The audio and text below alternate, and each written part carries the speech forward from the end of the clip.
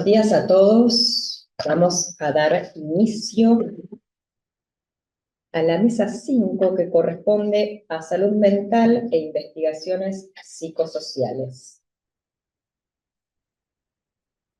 Bueno, vamos a dar la apertura a esta mesa con la bienvenida a investigadores que vienen de otro país vecino, que son de Brasil, y también vamos a estar acompañados por investigadores de Argentina. Bien sabemos que la difusión de avances como producto de la investigación parte de lo personal y se irradia a lo colectivo, entendiéndose lo colectivo como ese primer grupo primario con el cual el investigador se relaciona y comparte, sean colaboradores, colegas de trabajo, estudiantes. Y también sabemos que la difusión en este tipo de jornadas, encuentros, congresos, genera la apertura a la comunidad científica y su posibilidad de impactar, fomentando que otros colegas, referentes de nuestra disciplina, entren en diálogo en relación con nuestros hallazgos. Se nutran de los aportes ajenos y también colaboren con los propios, con lo cual es sumamente importante poder participar y dar a conocer nuestros trabajos en este tipo de jornadas tan importantes. De allí viene la importancia que representa para el investigador el desafío de salir de la dimensión doméstica en la comunicación de nuestra propia cocina, donde armamos nuestros contenidos, para interactuar y abrirse al mundo académico y científico. Así que como coordinadora de mesa les doy la bienvenida. En mi opinión, es necesario que el profesional interviniente en nuestro campo tan amplio de lo social, trascienda la lógica lineal de ver al otro como un objeto que va a ser modelado para cumplir los objetivos propuestos y que reconozca una lógica relacional en la que la acción influye en los otros y a su vez ellos influyen sobre el profesional, en una mirada espiral que se construye y se deconstruye. Por eso, la intervención psicosocial es un proceso desafiante al tiempo que invita a tener mayor flexibilidad, creatividad y reflexión en torno a él. A partir de esta reflexión, he dado a pensar que el ejercicio investigativo es una posibilidad de hacer frente a lo real de la experiencia de intervención psicosocial. Se propone como un campo de observación de la experiencia que apunta a la valorización de los efectos contingentes de las acciones ejecutadas por los agentes de la atención y a la consolidación de mecanismos éticos para la implementación de acciones de respuesta relevante y respetuosas de la particularidad de las poblaciones y la singularidad de los sujetos a la cual están dirigidas. Dicho esto, voy a comentarles cómo va a ser el orden de nuestra presentación. Vamos a responder al orden emitido por el programa para que nos están acompañando de afuera puedan seguir nuestras presentaciones. Van a ser 5 ponencias que tendrán un tiempo de presentación de 15 minutos para dar lugar a un debate de 15 minutos finales. Así podemos hacer un compartir integrado y el debate que es lo más rico de este espacio, ¿sí? Voy a oficiar como presentadora de ustedes antes de su presentación, como moderadora. Y aquellos participantes que nos están siguiendo de afuera, los invitamos a que si tienen dudas, cuestionamientos que surgen de las presentaciones, los vayan escribiendo en el chat para que luego al final de la presentación podamos leerlos y los investigadores presentes puedan responder a las mismas, ¿sí? Así que abro la propuesta de la mesa con la presentación del primer trabajo. Invito a Claudinei Augusto Yamaguchi. Bien, voy a presentar a Claudinei, es doctorando en Psicología en UCES, de Buenos Aires. Tiene su maestría en Salud Colectiva por el Instituto de Salud de la Secretaría de Salud del Estado de San Pablo, especialista en Psicología Clínica Psicosomática, especialista en Psicología Hospitalaria, especialista en Salud de la Familia. Licenciado con formación en Psicología, licenciado en Psicología por el Instituto Presbiteriano, Mackenzie, tecnólogo en Dirección de Empresas. Actualmente es coordinador de salud mental en Itapeb, habiéndose desempeñado como psicólogo en atención primaria del municipio de Itapevi. Profesor universitario en la Universidad Paulista y el Centro Aula Sousa en cursos de recursos humanos, administración, seguridad ocupacional y logística. Bueno, bienvenido, Claudinei. Dejo aquí para que puedas ir haciendo la presentación. Muito bom dia a todos, a todas aqui presentes. Vou compartilhar um pouco desse trabalho.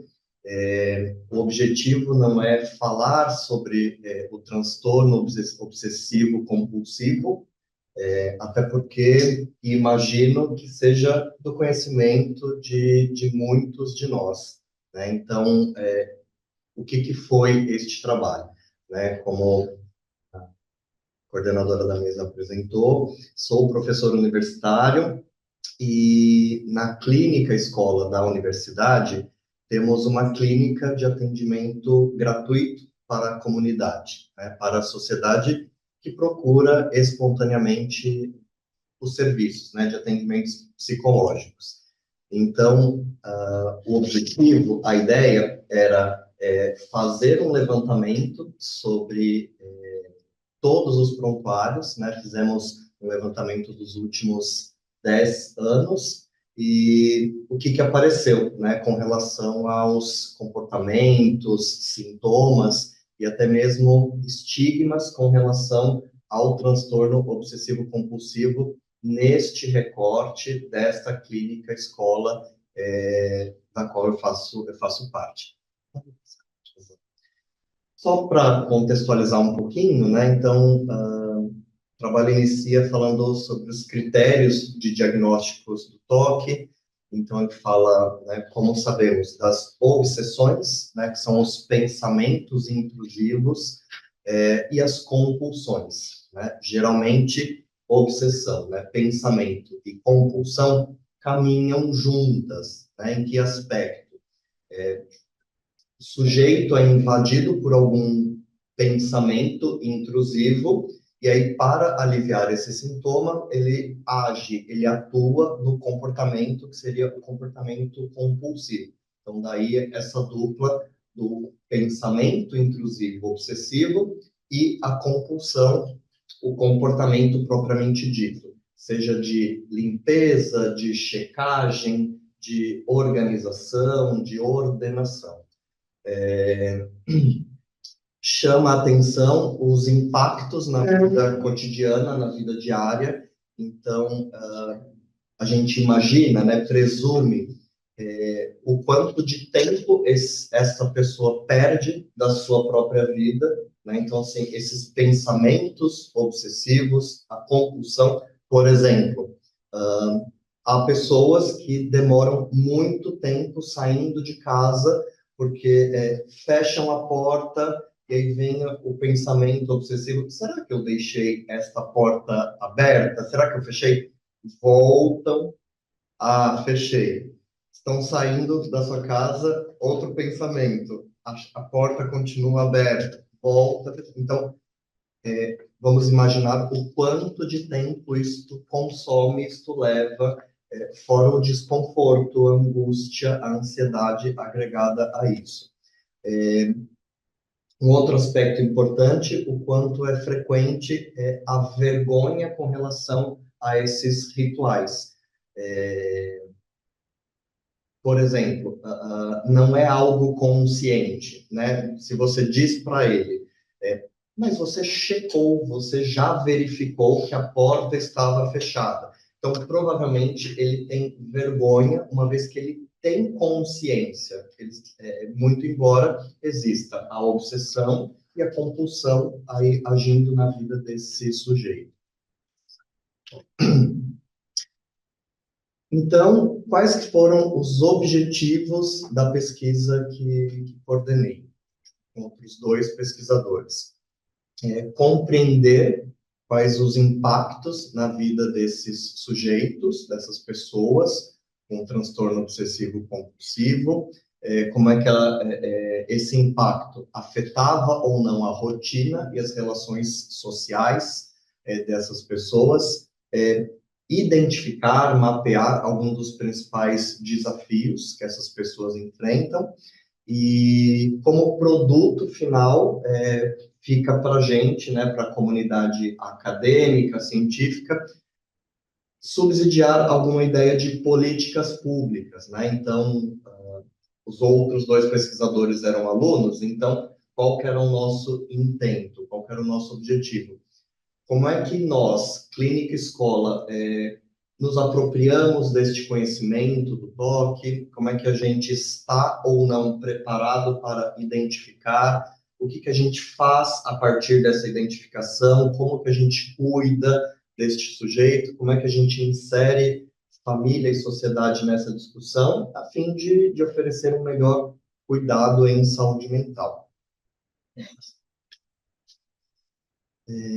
Foi uma pesquisa que obtivemos aprovação do Comitê de Ética para realizá-la, né, uma vez que envolvia a coleta de dados desses sujeitos da clínica.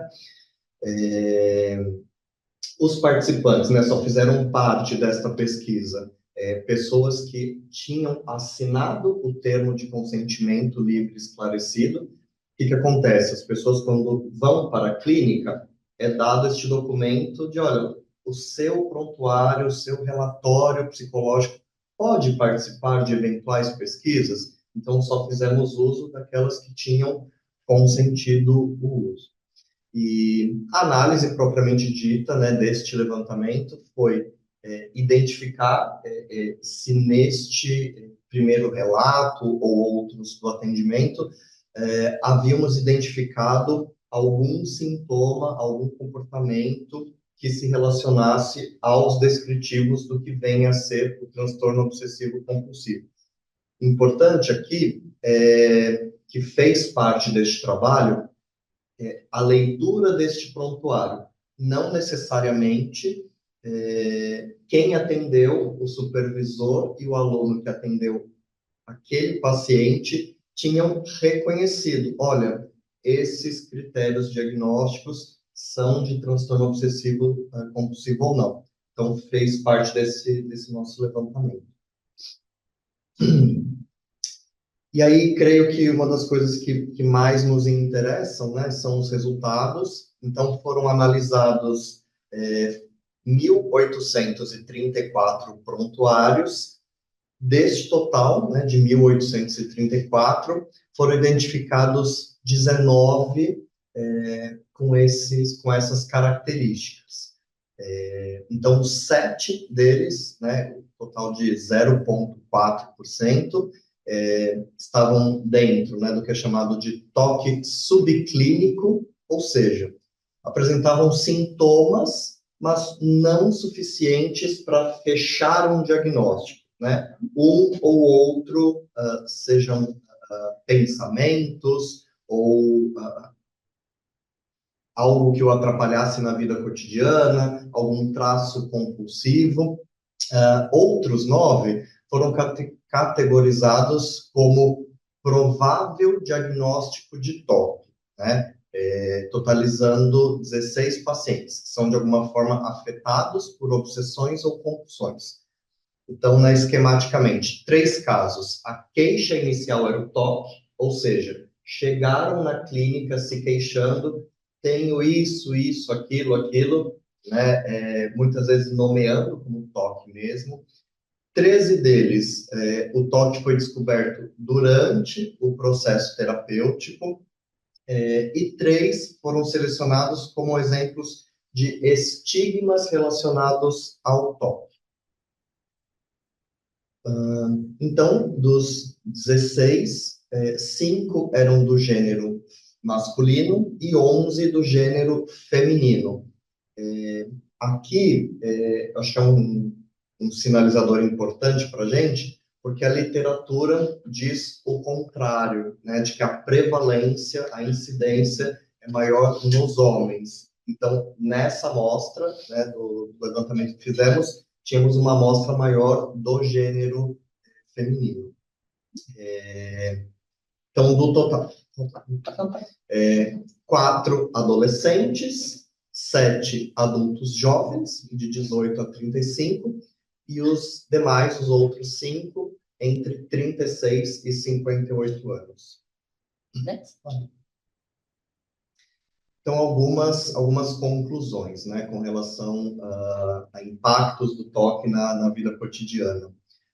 Dos casos identificados, alguns tipos comuns de obsessões e compulsões, como ciúmes, né? Então, estou imaginando que me traem, que não gostam de mim, né? As evidências na relação, ciúmes no que diz respeito a imagino que você trai a mim, que você tem uma relação extraconjugal, e aí por isso eu faço checagens na sua vida. Então, eu vou persegui-la, vou acessar suas redes sociais, quem é que está curtindo suas fotos no Facebook? Ok. Não entendia que era assim. Ou higiene, limpeza excessiva, então estou contaminado, estou sujo, este lugar está poluído. Organização rígida, né? Padronização, organização e indecisão, né? Então imaginamos indecisão no sentido de preciso sair de casa, entrar num coletivo, como é que estruturo minha organização de vida, né? Entre me alimentar, fazer exercícios físicos, trabalhar, me relacionar.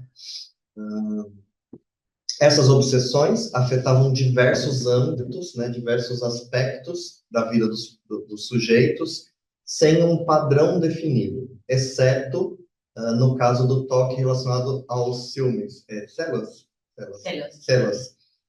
que sempre causava prejuízos na relação amorosa, na relação afetiva. A verificação excessiva do cônjuge, do parceiro, do companheiro, estava sempre presente, como perseguição, verificação de pertences pessoais. Por exemplo, foi em uma farmácia, comprou ou não comprou preservativos, está tomando pílula anticonceptiva, enfim, este tipo de perseguição e checagem. Next. Então, a ideia, né, em resumo, do trabalho era poder fazer este mapeamento, este levantamento e oferecer este produto para a própria clínica escola, né? Então, o que observamos, o que notamos é que temos, falando como professor, né, na relação com os alunos, temos muitas dificuldades neste manejo e com relação a o que fazer, né? Então, percebemos, destes casos levantados, sabíamos que era o toque, né? Sabíamos que eram pacientes com toque, porém, como podemos ajudar essas pessoas, né? Então, fez parte de uma das conclusões que não basta essa identificação, agora, como é que eu consigo quebrar essa cadeia da obsessão, da compulsão, como é que a gente insere ou não o tratamento também, a indicação de tratamento psiquiátrico, né, que muitas vezes se faz importante, mas era sobre isso, né, falar sobre esse levantamento que tivemos. Bien. Muchas gracias, Claudina. Y vamos a seguir, aplaudamos al compañero. Vamos a seguir con el trabajo de Simone Wachnet-Müller. Adelante.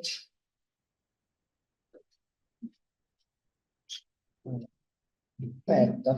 Bueno, la presento a Simone, psicóloga desde hace 20 años, especialista en salud mental y psicología del tráfico.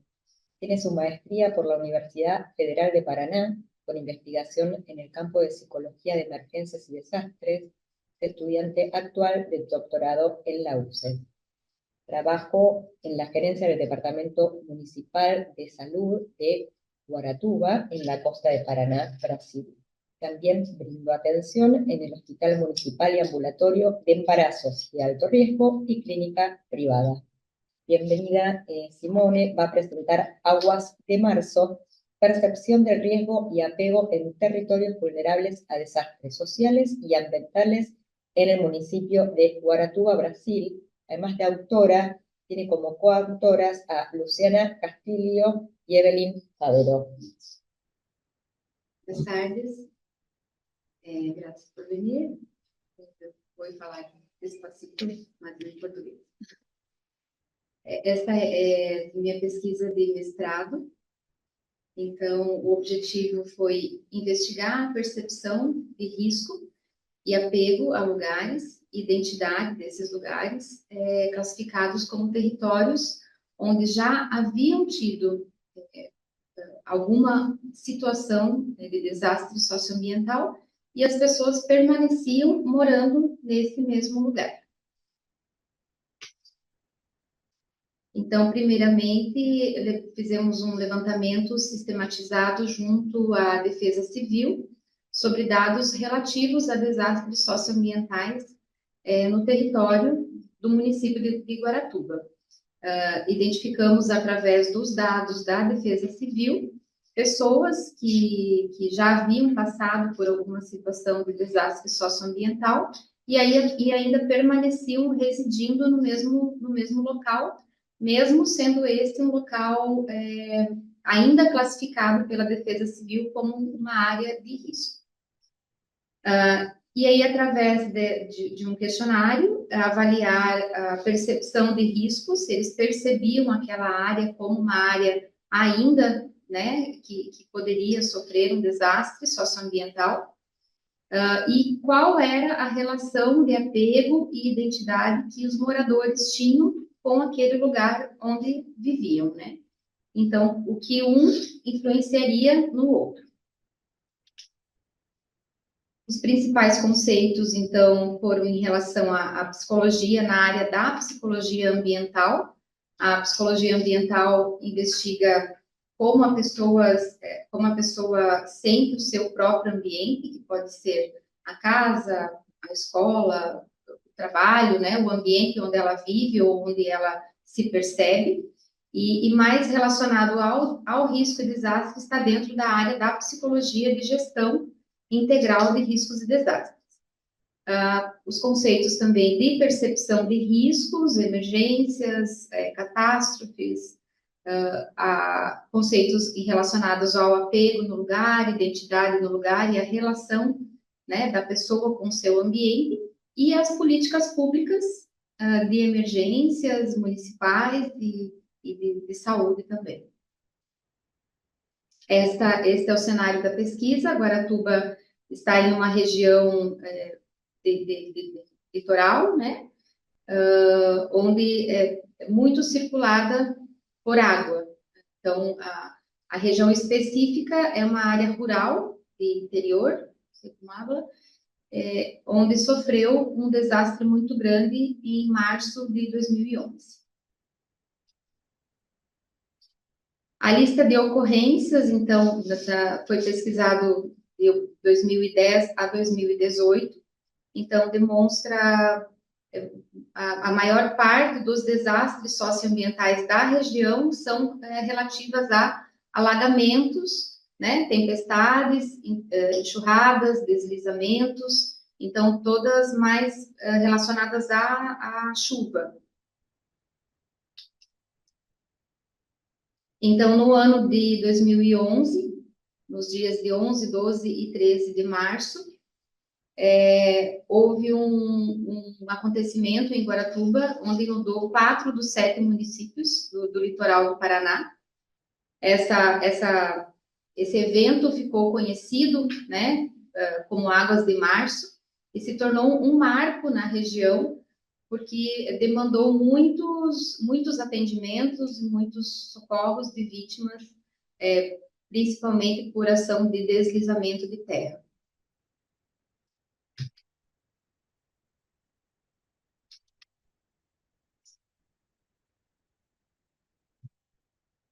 Aí algumas fotos da região na época, né? Então, acá vemos o rio, ele chegou a mudar o percurso, né? Ali as áreas que estão em marrom são fotos tiradas depois do desastre, né? Então, onde houve um grande desmatamento e enxurradas, né? Que arrastaram casas. mais algumas fotos, a do meio, do centro, todo o barranco que, né, o deslizamento de terra e as casas, né, inundadas, à direita, uma grande parte de alagamento de uma das pessoas que foi entrevistada. Na área de interior, né, área rural, então tem muitas pontes e muito acerca de rios e águas, né, ali na casita, bem pertinho, né, da água do rio. Então, como critério de inclusão, são pessoas acima de 18 anos que residiam no local há pelo menos 8 anos, que foi quando houve a situação desse desabamento. A abordagem foi coleta e análise de dados, a entrevista em profundidade e o registro fotográfico. O delineamento qualitativo, observacional e transversal. E o critério de exclusão foram pessoas que tinham algum problema de saúde mental ou que haviam ficado afetados psicologicamente pela situação.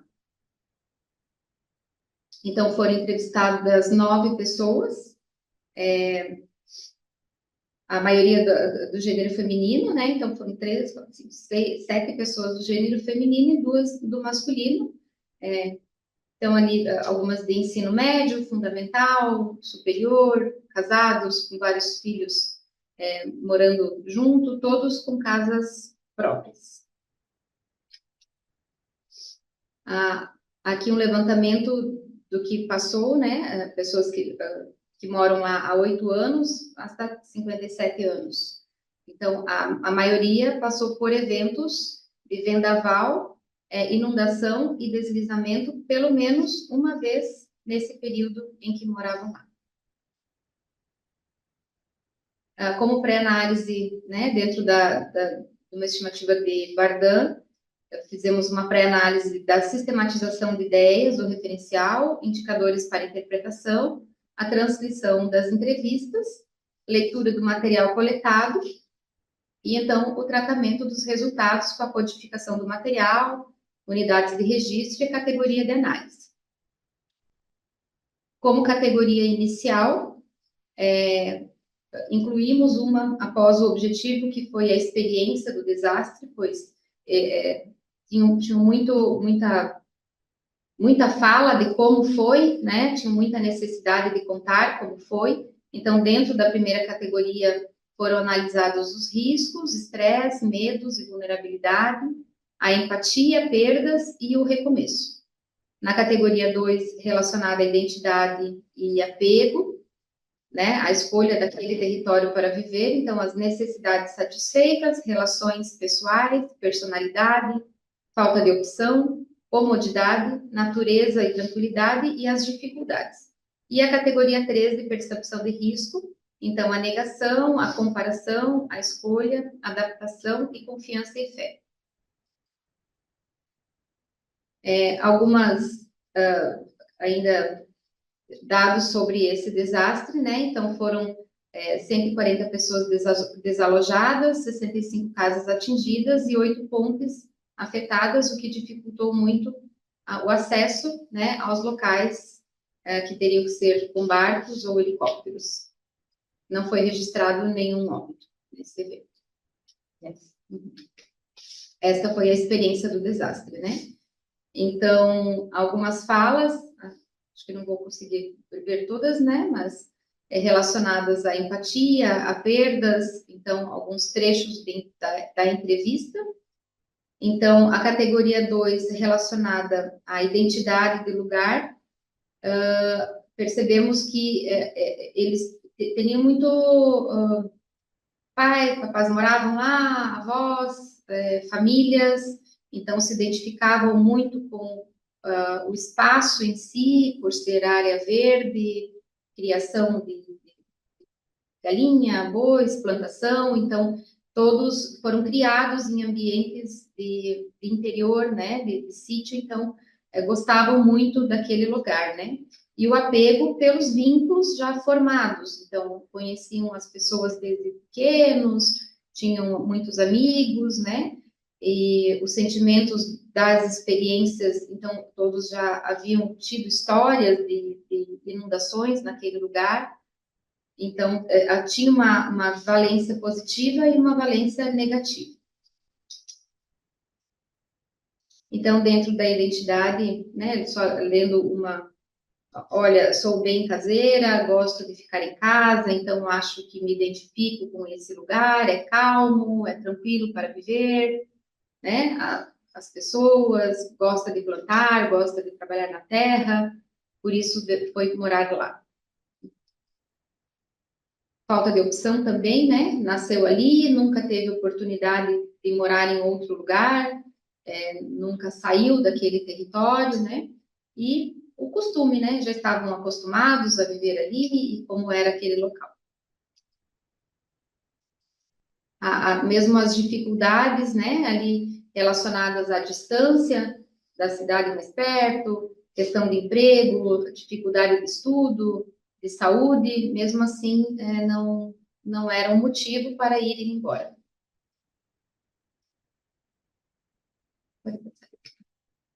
E a categoria 3, percepção de risco, né? Então, a questão da fé, da confiança, veio muito forte. Então, Deus sabe o que faz, né? Foi só desta vez, esse evento mais catastrófico. Então, né, se Deus quiser, vai nos proteger. Então, tinha muita negação a esse respeito. E a adaptação, por alguns já terem passado outras enchentes, e recomeçado mais de uma vez, 2 vezes, 3 vezes. Então, se sentiam adaptados àquela situação do rio encher, tirar tudo e voltar, né? Então, as considerações finais, então, as necessidades estavam, né, as necessidades satisfeitas, então, eles estavam no lugar onde eles se sentiam pertencidos, fazia parte da sua história familiar, havia um vínculo com as pessoas, com a comunidade, com a terra. As dificuldades, as enchentes, né, que aconteciam de uma forma, né, mais vezes do que a precariedade das estradas, a distância, os meios de transporte. Então, esses fatores não se mostraram suficientes para diminuir a relação positiva que eles conferem ao local onde eles vivem. E a percepção de risco, então, as enchentes, eles não percebiam como um risco real, mesmo já tendo acontecido mais de uma vez. Então, se adaptavam a essa rotina como algo corriqueiro e improvável de acontecer novamente naquela intensidade. Então, a intensidade de 2011, que foi maior, né, que devastou muito mais, percebiam aquele fato como um fato isolado. Então, né, conseguimos identificar que eles não reconhecem o risco como uma situação de perigo suscetível, aceitam pelos benefícios que o local traz a eles, há uma identidade dos moradores com o local e isso fortalece o apego e a negação do risco com aquele espaço. Esta é a entrevista, né, que foi feita.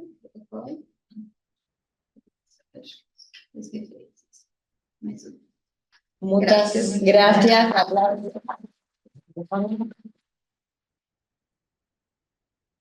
Bien, ahora vamos a dar paso a la presentación junto a Renata Pasolini. ¿Se ve, chicos, arriba? ¿Se ve? Bien, vamos a presentar a Renata Pasolini, licenciada en Psicología, graduada en la Universidad de Buenos Aires, psicoanalista, doctorando en Psicología en UCES, estudiosa de la temática de género desde el 2010, docente desde hace 20 años en APRECUP, Sociedad Psicoanalítica, y actualmente coordinadora docente de dicha institución.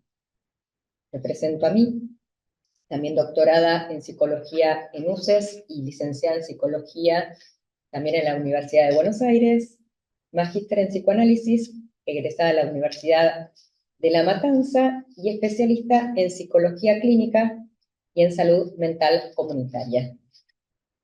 Bien, el trabajo que hoy vamos a presentar se llama Historia clínica y caso clínico en investigación cualitativa, acercamiento teórico y metodológico a sus usos en 2 investigaciones clínicas actualmente en curso.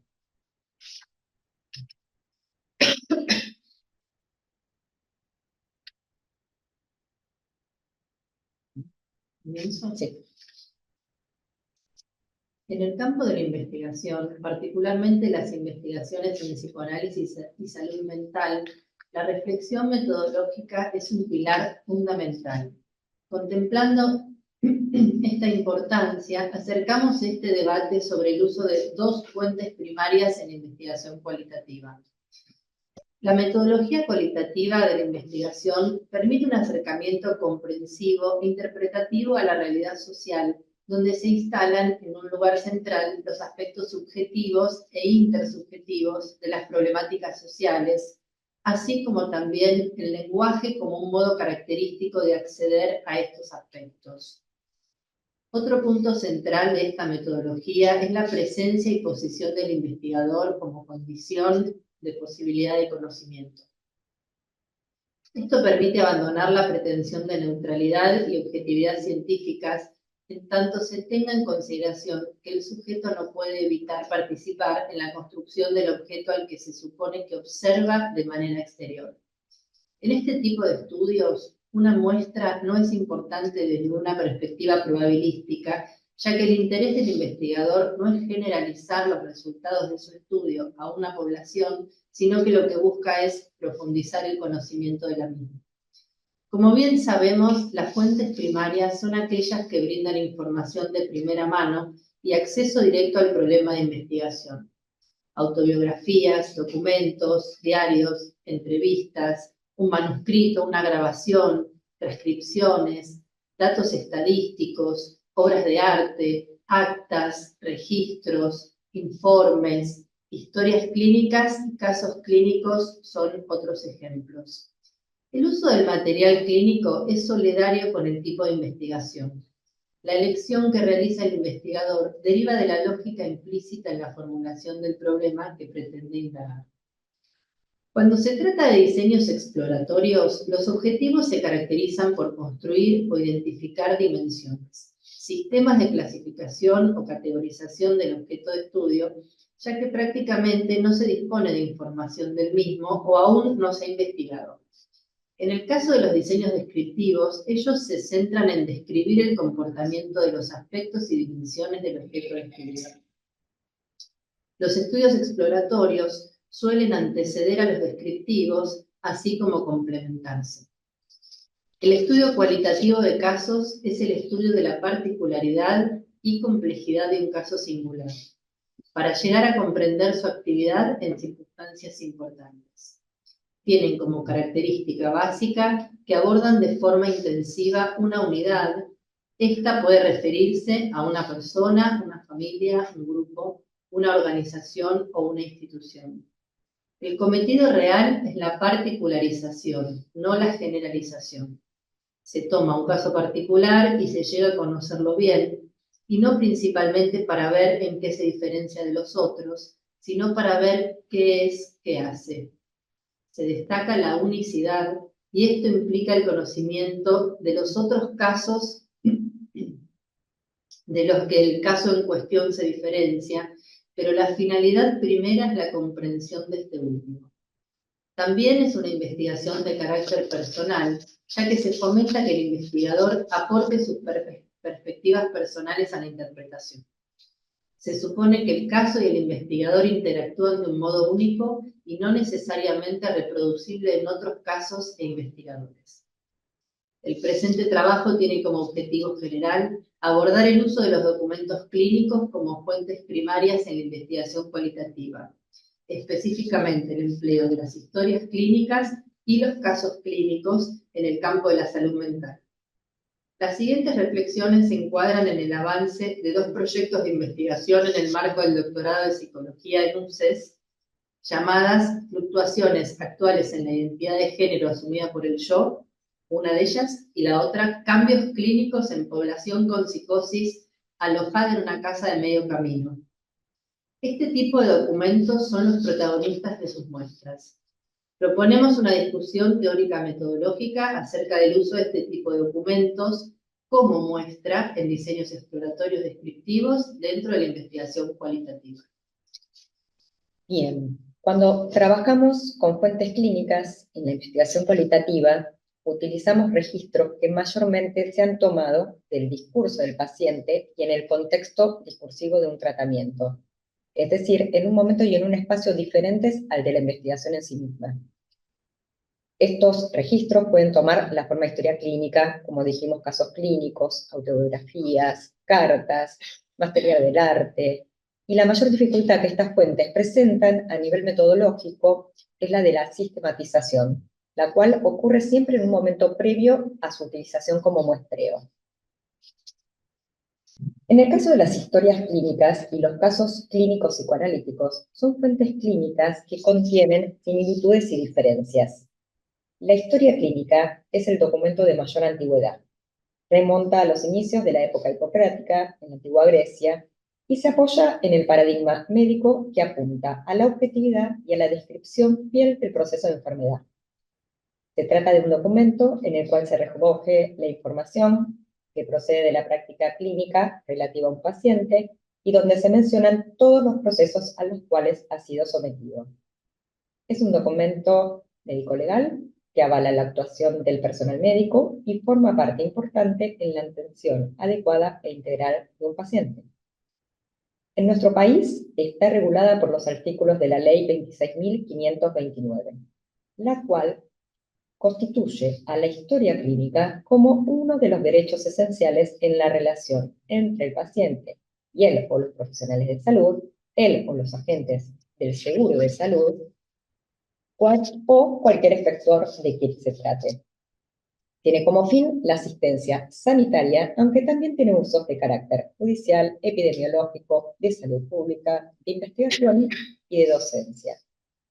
Desde la perspectiva de los derechos humanos, se la define como un documento obligatorio cronológico, foliado y completo en el que conste toda actuación realizada al paciente por profesionales y auxiliares de salud.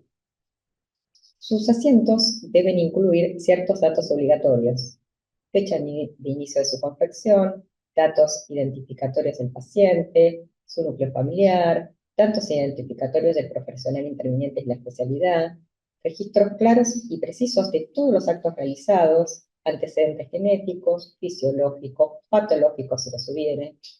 Todo acto médico realizado o indicado, sea que se trate de prescripción y suministro de medicamentos, realización de tratamientos y prácticas, estudios principales y complementarios afines con el diagnóstico presuntivo, y en caso de certeza, constancias de intervención de especialista, diagnóstico, pronóstico, procedimiento, evolución y toda otra actividad inherente, en especial ingresos y altas médicas.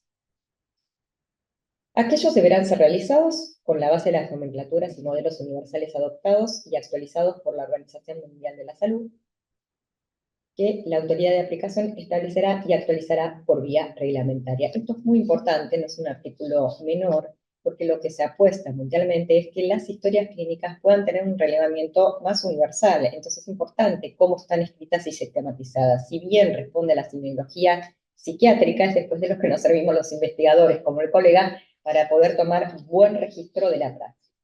Ahora bien, en Argentina, la Ley Nacional de Salud Mental, que trae un nuevo paradigma que viene a irrumpir con el modelo médico hegemónico psiquiátrico, trae el paradigma comunitario, haciendo de la historia clínica también un documento en el cual tiene que constar la interacción social y la intervención interdisciplinaria de una manera y con una visión integradora. Esto es un cambio en el cual se propone que deben intervenir distintos agentes de salud en la confección, ¿sí?, de estos registros que mencionamos antes, sean psicólogos, psicoanalistas, psiquiatras, asistentes sociales, acompañantes terapeutas, terapistas ocupacionales, talleristas, entre otros actores, verán de la interdisciplina más allá, ¿sí?, de que sean del plano de salud mental.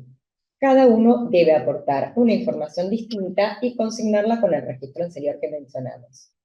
Desde este paradigma, el paradigma comunitario, la enfermedad mental conlleva sufrimiento psicológico y un empeoramiento en varias áreas, no solo en la esfera singular, sino social. Por lo tanto, una historia clínica en salud mental con carácter biopsicosocial comunitario descarta que la psiquiatría pueda ser exclusivamente biologicista. No puede estar centrada exclusivamente en datos biológicos, sino que se ha de estructurar, componer mediante aspectos psicosociales que impliquen al sujeto, su padecimiento y el contexto. Todos estos aspectos deben ser tenidos en cuenta por los profesionales intervinientes para definir el cómo, por qué y de qué manera la persona de tener su tratamiento. Bueno, ahora pasando al caso clínico, específicamente el caso clínico en psicoanálisis o el caso clínico psicoanalítico, surge con la aparición de la teoría freudiana a principios del siglo XX. Sigmund Freud se separa del modelo médico-psiquiátrico para acercarse a una descripción más novelada del padecimiento, incluyendo la subjetividad del enfermo, siempre singular, y a la persona del médico en el proceso del tratamiento. Con el surgimiento del psicoanálisis, el abordaje del padecimiento humano comienza a alejarse de la mirada organicista e incluye a la escucha, no solo a la mirada, ya incluía la mirada, agrega la escucha sobre la subjetividad humana. La psicología, el psicoanálisis y la psiquiatría inician una conversación donde, si bien son discursos diferentes, se empieza a otorgar otro lugar a lo subjetivo como determinante de los padecimientos que abordan estas disciplinas.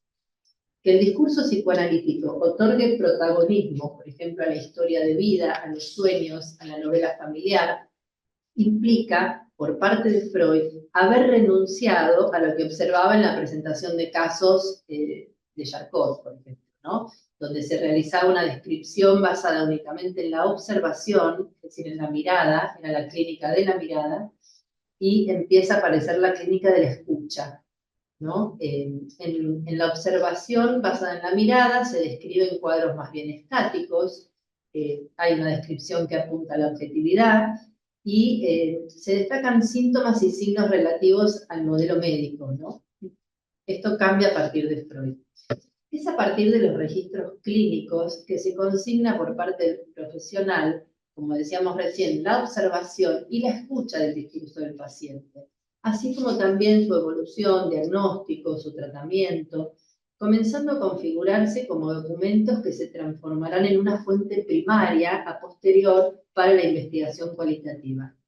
La propuesta metodológica del psicoanálisis sobre la asociación libre bajo condiciones transferenciales, en simultáneo con la escucha flotante por el lado del analista, implica la toma de notas a posteriori del encuentro terapéutico, una recomendación que hace Freud en sus escritos técnicos, permitiendo pensar que la confección y utilización de casos clínicos para la investigación cualitativa debería respetar, en el caso, ¿no?, de ser con el marco teórico psicoanalítico, estas condiciones en que el discurso fue generado por parte del paciente, y por otro lado no modificar las condiciones del contexto transferencial en que ese discurso fue producido.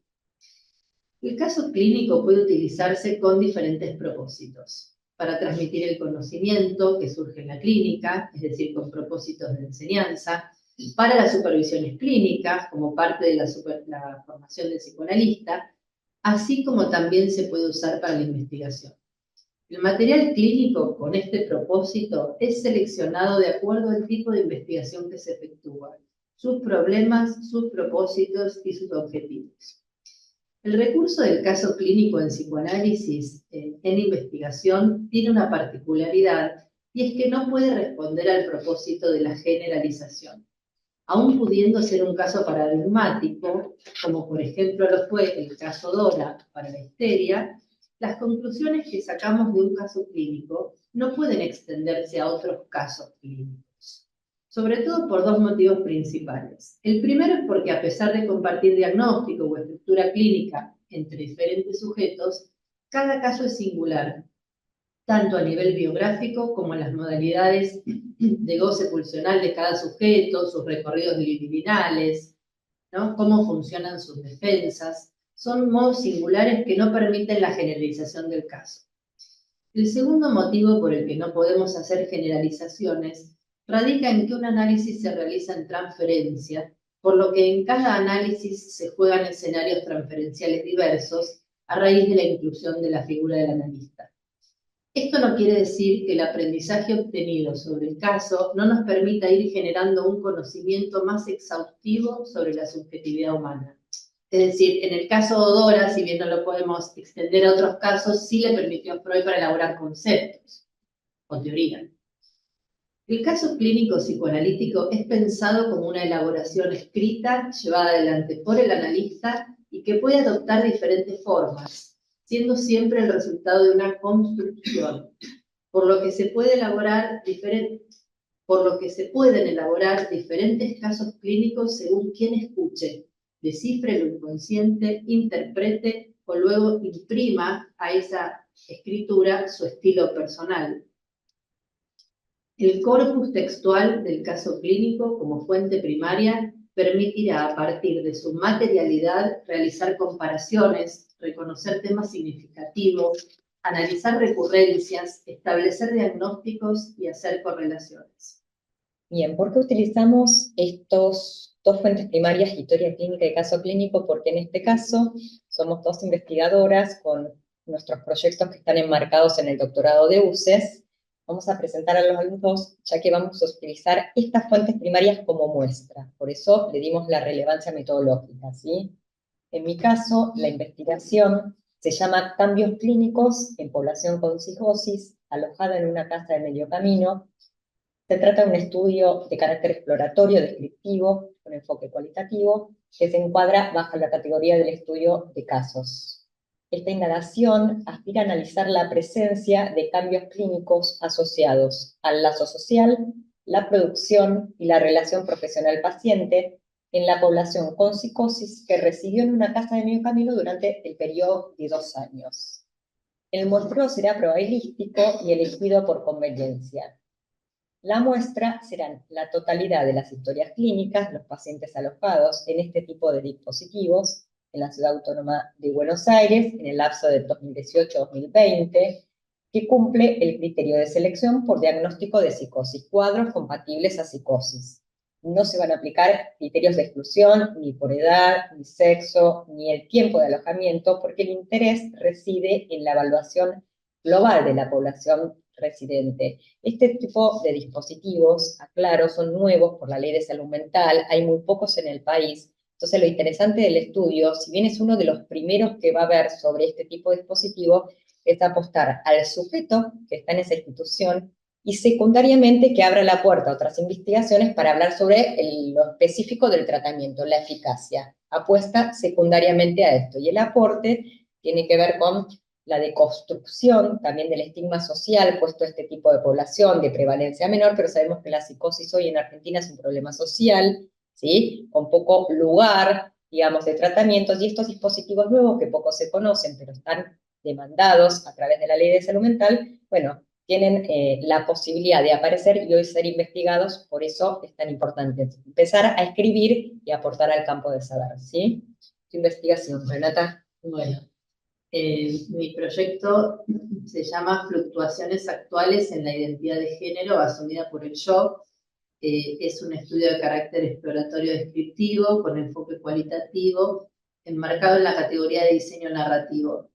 La muestra es no probabilística y dirigida y consiste en 10 casos clínicos de pacientes mayores de edad de ambos sexos que realizaron demanda de tratamiento psicoanalítico en una institución psicoanalítica de la Ciudad de Buenos Aires, durante el lapso de los años 2020-2022.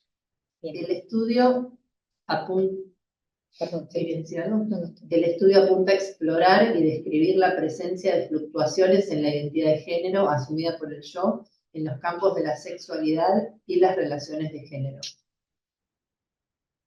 Ambas investigaciones comparten el uso de documentos como fuentes primarias, siendo los casos clínicos y las historias clínicas parte protagónica de sus muestras. junto a otro tipo de informes interdisciplinarios que posibilitan la triangulación necesaria para garantizar la fiabilidad de lo averiguado.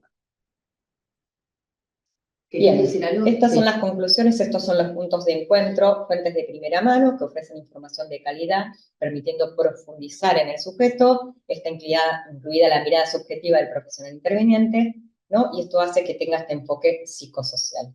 Desde aquí cerramos, así le damos el paso a Paula, que adelante. Bueno, voy a presentar a Paula, magíster Ana Paula Vicente de Oliveira, Paula para la que compartimos aquí en el doctorado de Psicología, magíster en Ciencias de la Salud por la Universidad Federal de San Pablo, especialista en prácticas de salud mental y apoyo psicosocial en emergencias y desastres por la Universidad de Salud, licenciada en Ciencias Sociales en la Universidad de San Pablo, licenciada en Trabajo Social en la Universidad Paulística, diplomada en Filosofía y Psicoanálisis y en Fundamentos Clínicos del Psicoanálisis, actualmente cursando el doctorado en Psicología y participando del proyecto de educación popular de la Universidad Federal de San Pablo en los Centros de Atención Psicosocial de Santos, San Pablo. Se dedica a la investigación en el Laboratorio de Teoría Social, Filosofía y Psicoanálisis, en el Núcleo de Estudios Reflexos de Palmares Análisis de la Cuestión Racial en Brasil. Fue investigadora en el Laboratorio de Producción del Conocimiento Compartido en Salud Mental, y hoy nos estará presentando la salud mental de las mujeres negras en el contexto de desigualdad racial brasilero. Adelante, Paula. Gracias. Hola, buenas tardes.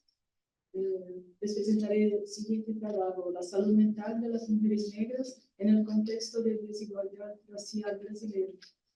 Las consideraciones a continuación se inscriben en la base teórico-conceptual del proyecto de investigación El racismo contra las mujeres negras en el contexto de la emergencia psicosocial, económica y sanitaria del COVID-19, en curso en el doctorado en Psicología UCES. Según los datos del Instituto Brasileño de Geografía y Estadística, Brasil tiene una población de 209 millones de habitantes, siendo más de la mitad mujeres. De estas, casi el 56% son mujeres negras. El reconocimiento de las mujeres como principales usuarias de servicios de salud, tanto públicos como privados, ha sido ampliamente documentado. La vulnerabilidad femenina frente a algunas enfermedades y causas de muerte está más vinculada a factores sociales que a aspectos biológicos. Se destacan disparidades significativas en múltiples aspectos socioeconómicos y de salud que afectan desproporcionadamente a las mujeres. Paso, ¿no? Tres. Antes. Antes. ¿Introducción? Y antes. Acá. Sí.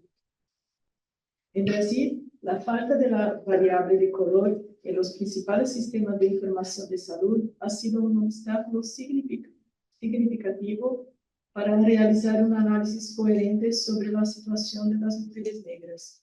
Sin embargo, los datos socioeconómicos relacionados con la población negra ya proporcionan indicios importantes sobre su estado de bienestar. La Política Nacional de Salud Integral de la Población Negra señala que las mujeres afrodescendientes enfrentan condiciones laborales más precarias. Además, están expuestas a condiciones precarias de vida, lo que las hace más vulnerables en diversos aspectos. Una gran parte de ellas vive por debajo de la línea de pobreza, y la tasa de analfabetismo es el doble en comparación con las mujeres blancas. Esto resulta en un acceso limitado a servicios de salud, lo que se refleja en los índices de morbilidad y mortalidad. Bajo este aspecto, es válido destacar que algunos problemas de salud son más prevalentes en determinados grupos raciales, y las mujeres negras, en particular, tienen una mayor incidencia de diabetes tipo 2, miomas, hipertensión arterial y anemia falciforme.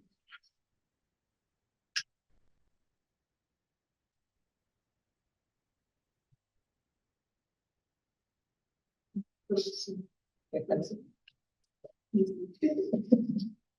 El racismo es una forma grave de violencia estructural e institucional que ejerce una influencia significativa en la sociedad, contribuyendo a la creación de desigualdades que resultan en condiciones precarias de vida para la población negra e indígena.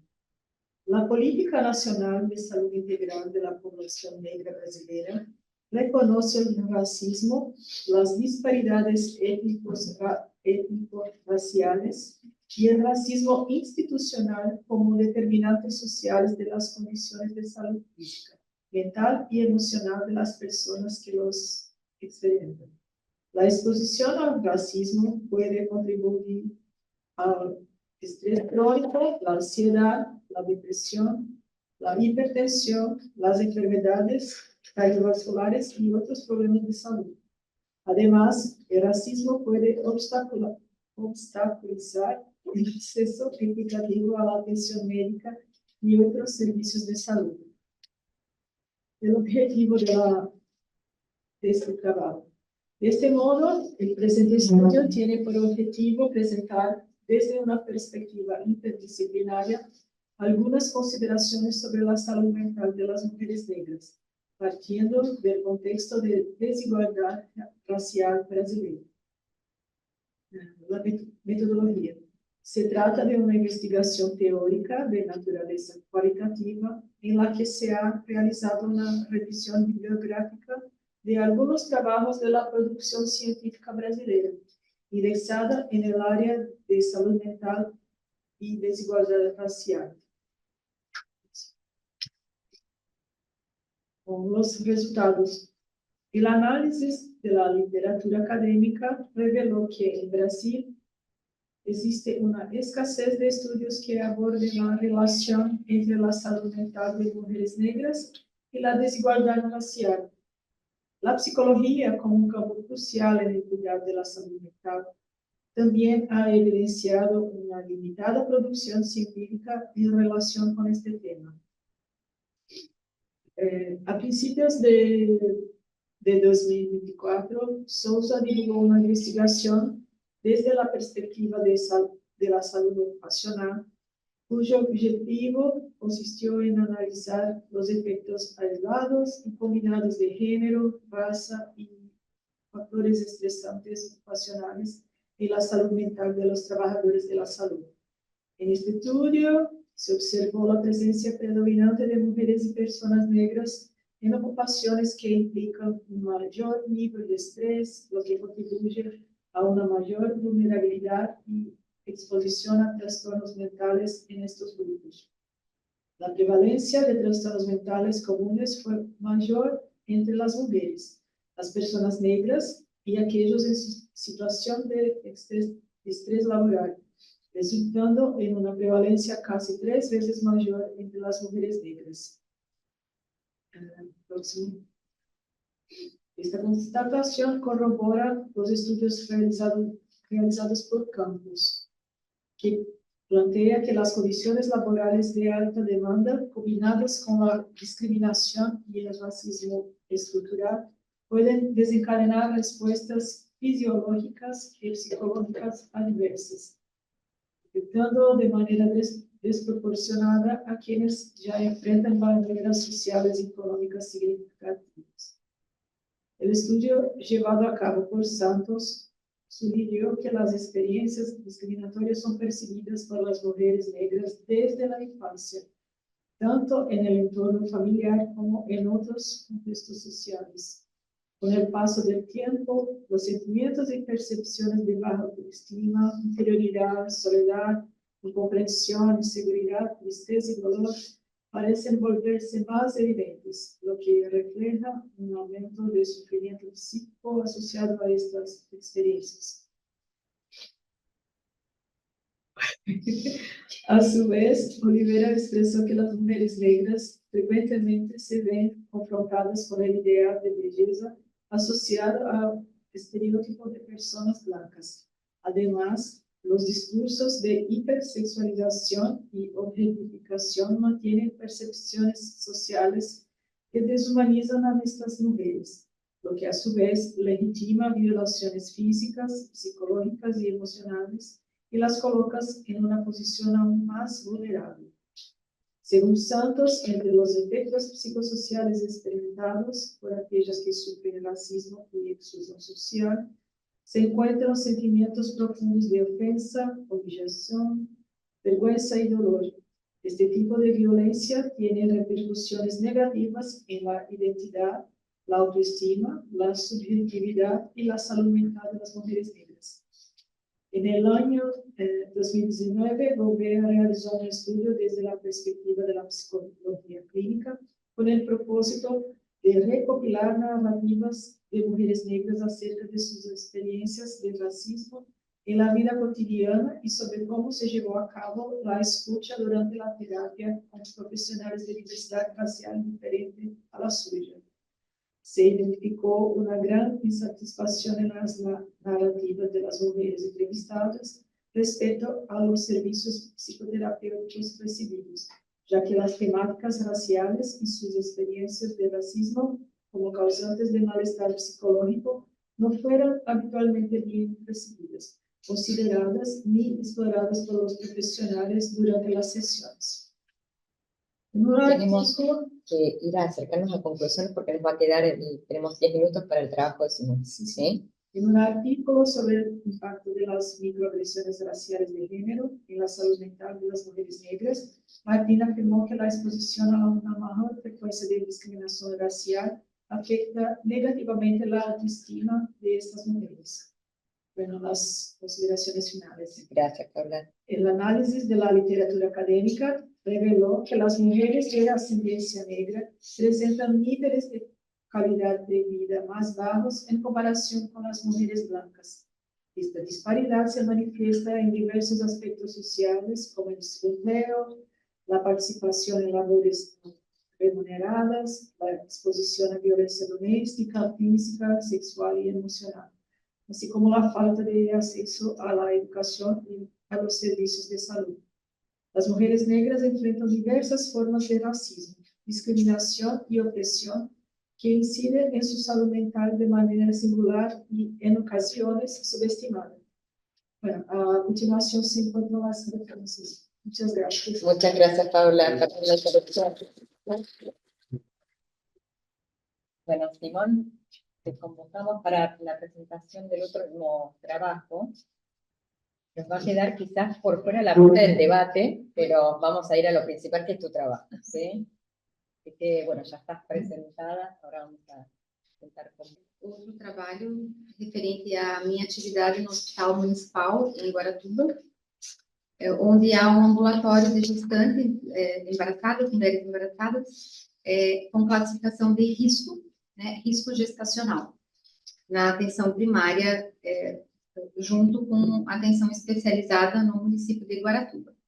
Então, esse serviço oferece às gestantes que são classificadas pelo ambulatório de saúde primária com algum risco, são encaminhadas para esse ambulatório especializado, onde passam por uma equipe multidisciplinar, abordando necessidades emocionais, sociais, nutricionais e médicas de cada gestante lá avaliada. Então, essa rede de atenção especializada integra a atenção primária, onde todas as gestantes fazem o seu pré-natal na atenção primária, em conjunto com a atenção especializada. Então, elas não saem de um espaço para ir para outro. O atendimento ele é colaborativo, é simultâneo, né? O fluxo de informações com essa integração da rede especializada com a primária é realizado através de um sistema integrado, um sistema único, onde os prontuários são alimentados. Então, a atenção primária tem acesso ao que a atenção especializada faz, e a atenção especializada também tem acesso ao que a atenção primária faz. Além desse fluxo de informações, estabelecemos um grupo de WhatsApp, do aplicativo WhatsApp, onde estão presentes os médicos e enfermeiros da atenção primária e os responsáveis pela atenção especializada, Então, ali a troca de informações acaba sendo mais rápida, no sentido de algumas gestantes que precisam de maior urgência de atendimento. Então, essa articulação do serviço é o que fortalece a rede de proteção do cuidado materno-infantil. E após o parto, né, as gestantes também continuam sendo acompanhadas pela atenção primária e pela atenção especializada quando necessário. Então, a estrutura de funcionamento é a equipe multidisciplinar, né, que contém o médico obstetra, a enfermeira obstétrica, uma técnica de enfermagem, psicólogo, assistente social e nutricionista. Então, isso permite que cada gestante tenha um atendimento personalizado com um plano de cuidado individual.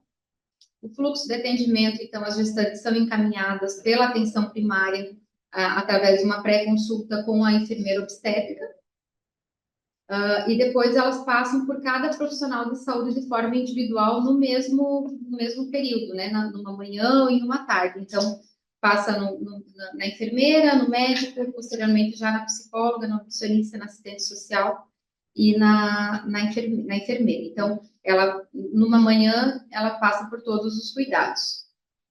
Então, a integração da rede, né, como eu falei, através do grupo do WhatsApp e o sistema informatizado.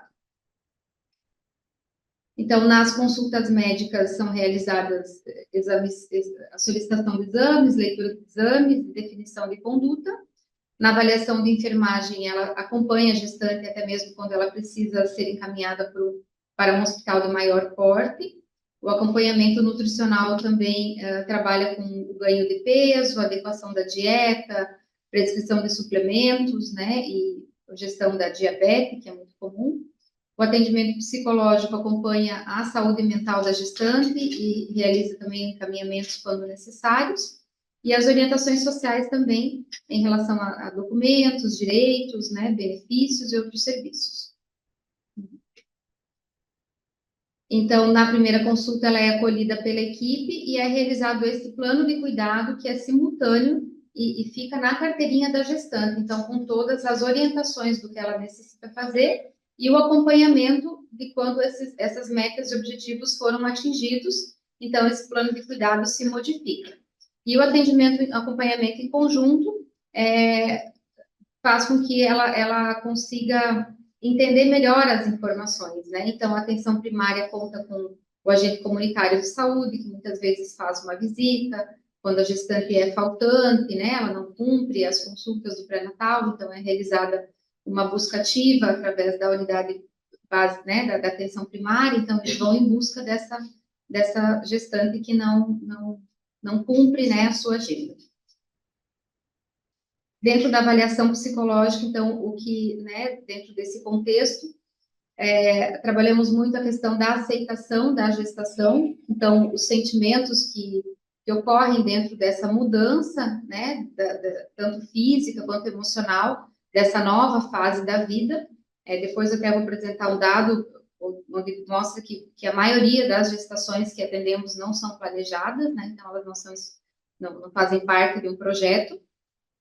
Os aspectos emocionais, que também abordam possíveis transtornos mentais, monitoria de saúde emocional da gestante, até mesmo pela mudança hormonal, o preparo para a maternidade, onde realizadas orientações sobre os desafios físicos e emocionais, questões relacionadas à amamentação, aos cuidados pós-parto, a importância da rede de apoio, e os encaminhamentos quando necessários, quando necessitam de uma avaliação psiquiátrica ou com o uso de alguma medicação para ansiedade ou para depressão.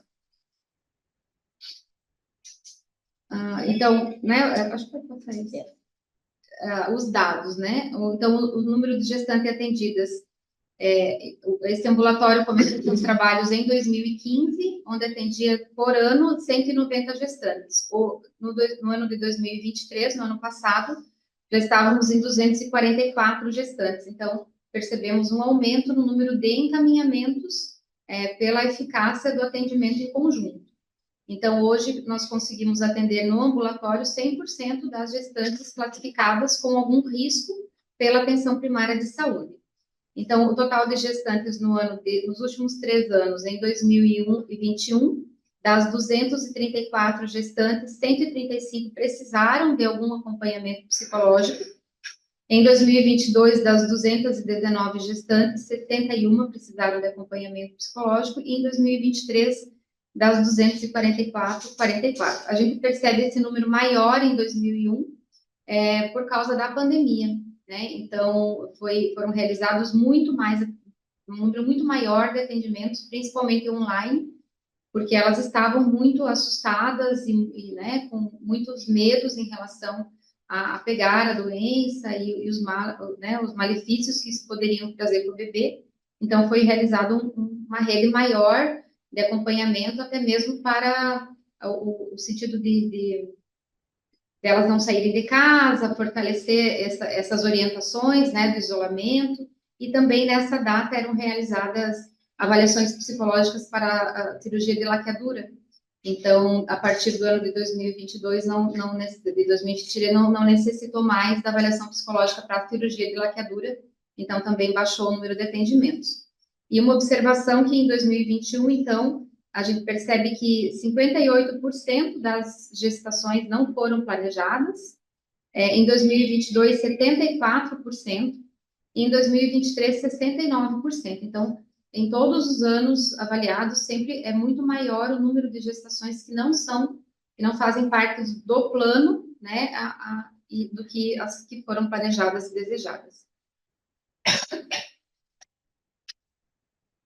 Os principais motivos para o acompanhamento psicológico. Então, por que elas continuam? Quando elas são detectadas com algum transtorno, alguma necessidade de acompanhamento, elas continuam vindo em sessões mais esporádicas, né, individuais, a cada 15 ou 30 dias, para esse acompanhamento psicológico. Então, a depressão é uma grande causa, né? Então, ali são dados de 2022 e 2023. Ansiedade, outros transtornos mentais relacionados a transtorno de bipolaridade, esquizofrenia, ou outros transtornos que são mais graves. Uso de substâncias psicoativas que envolvem drogas ilícitas, né? E aí não está o uso de tabaco, que também é um grande fator, mas não entra aí, então são as ilícitas. Pré-adolescentes abaixo de 15 anos, então 13, 14, 15 anos, também tem uma incidência grande. Vulnerabilidade social, um atendimento em conjunto com assistente social, então, às vezes moradoras de rua, ou que não, né, a casa é extremamente precária, ou que não tem vínculos, né, não tem rede de apoio. E outros problemas gestacionais, muitas vezes relacionados à má formação fetal, muita dificuldade em dar continuidade no tratamento, ou uma diabetes descompensada, que não faz o cuidado necessário, um ganho de peso muito grande, que não está aderindo à dieta proporcionada, ou abortos, né, outros tipos de problemas. Então, os resultados alcançados, percebemos que, assim, o acompanhamento multiprofissional contribuiu muito para a detecção precoce e o manejo adequado das intercorrências. Então, isso reduz muito os riscos de complicação para a mãe e o bebê, principalmente na hora do parto. O apoio emocional, então, esse suporte psicológico é oferecido pela equipe, né, pela psicóloga do grupo, faz com que as mulheres tenham mais probabilidade de enfrentar os desafios emocionais da gestação com mais segurança, com mais tranquilidade. A continuidade do cuidado também demonstrou uma diminuição grande no número de complicações na hora do parto e até mesmo de morte materna infantil. E a maior satisfação da gestante também. Nós temos, inclusive, atendendo no ambulatório municipal, né, que é pelo SUS, gestantes que têm convênio ou da rede particular que vão para o SUS, porque esse acompanhamento acaba sendo muito mais efetivo e com muito mais consultas, uma abordagem humanizada da equipe. A gente tem percebido que elas vêm procurar muito mais o atendimento do SUS por esse ambulatório. Então, a equipe fortalece a rede porque faz parte também ativa, né, tem uma participação ativa no Comitê Municipal de Prevenção de Morte Materno-Infantil e Fetal. Então, cada vez que acontece uma intercorrência de óbito em mulher em idade fértil e criança, nós temos um comitê que investiga esses óbitos para ver onde houve o problema, para poder melhorar o cuidado prestado, e nas capacitações da rede, né, onde nós trabalhamos com palestra, com o Dia da Gestante também, que é um momento onde nós reunimos as gestantes do município, as orientações sobre a amamentação. Então, sempre estamos trabalhando na capacitação. E as ações, né, que o ambulatório também promove é o incentivo ao parto natural. Então, busca sempre estar incentivando ao parto natural, ao aleitamento exclusivo até os 6 meses, com materiais educativos. Então, temos uma cartilha sobre a amamentação, falando sempre desse protagonismo e muitas vezes trazendo a rede de apoio junto, para entenderem o quanto é importante esse acompanhamento puerperal. A prevenção das complicações, então, através de encaminhamentos para redes maiores, né, hospitais de maior complexidade, quando necessário, há algum risco de necessidade de UTI ou algo assim, e a gestão de caso, que são os estudos de caso de alguns casos mais complexos. Então, a equipe toda discute o caso para encontrarmos uma forma dessa gestante aderir aos tratamentos e ir às consultas, né, que é um grande problema muitas vezes. Então, o acolhimento, né, envolve sempre o atendimento humanizado, a comunicação efetiva. Então, tanto no agendamento das consultas, quanto no acompanhamento com a rede. Então, prezamos muito pelo contato mais rápido, né, o mais efetivo possível. E percebemos, né, com o passar desses anos, a redução do número de absenteísmo, né, que é quando as gestantes faltam às consultas. E os desafios são, né, a questão do planejamento familiar, que é algo que a gente percebe que é muito necessário pelo número de gestação não planejadas, e, né, o fortalecimento sempre com a rede de proteção. Muchas gracias.